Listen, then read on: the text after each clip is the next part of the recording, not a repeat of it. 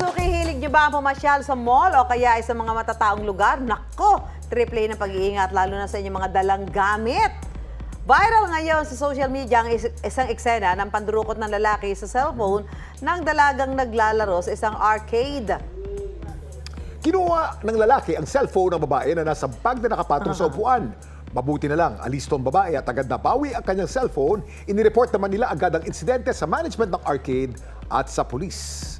Hindi rin nakaligtas ang Korean pro football player na si Yi Young Park mula sa matitinik na kamay ng mga mandurukot sa isang pasyalan sa Taguig. Ayon sa kanyang post, kinuha ng isang grupo ng mga babae ang kanyang pitaka at mabilis naghiwa-hiwalay. Sinundan ni Park ang mga babae hanggang kinukunan ng video na ibalik naman ang pitaka pero kulang na ang lamang pera.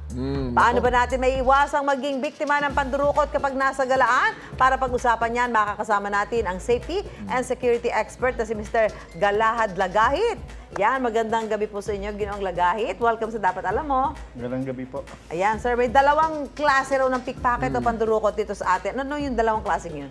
Ito po ay tinatawag natin na criminal type at saka ang isa po ay tinatawag natin na theatrical type. Theatrical type. Ano po ang pagkakaiba? Pakipaliwanag. Ang theatrical type po na tinatawag natin ay ito po yung ini-entertain natin ang ating bibiktimahin. Opo. Yung criminal naman, Opo. Ang sasaktan. criminal type naman, yan naman yung kusa talaga natin na intentional natin na kinuha. Na kahit na alam natin na aware tayo sa ginagawa natin. Kahit nakita, itutuloy. Tutuloy natin. Isa sa madalas na nadudukot ay mga wallet katulad ng nasa video. Ano pong mabibigyan yung tip para makaiwas sa ganitong sitwasyon? Ito po, para sa kaalaman nating lahat, ito ang, halimbawa, ang slim bag na ito, ay maaari po nating karamihan at kadalasan, traditional sa ating mga Pilipino, ay napakahaba ng ating slim bag. Napakahaba. Opo. Dito, kailangan lang natin ilagay lamang natin sa harap at sa napakababa at para at least aware po tayong lahat, no?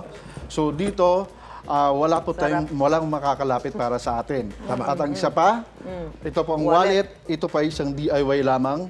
Ito ay magagamit natin para pag tayo ay dinukutan, lalagay lang naman dito sa ating wallet. No?